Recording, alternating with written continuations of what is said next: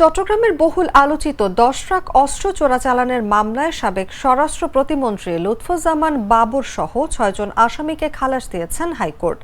এই মামলা থেকে খালাস পেলেও এখনই মুক্তি মিলছে না তার, কারণ একই ঘটনায় আরেক মামলায় তার দণ্ড বহাল রয়েছে বলে জানিয়েছেন আইনজীবী।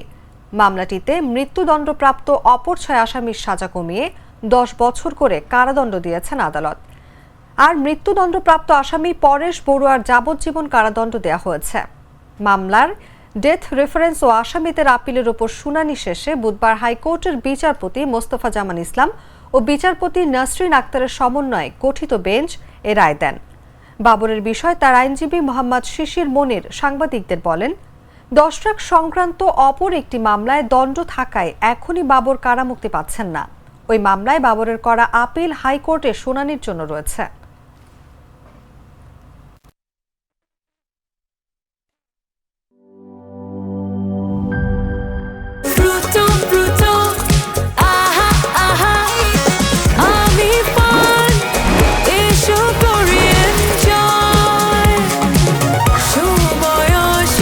প্রাণ ফ্রুটো, সময় অসময় ফ্রুটোময়।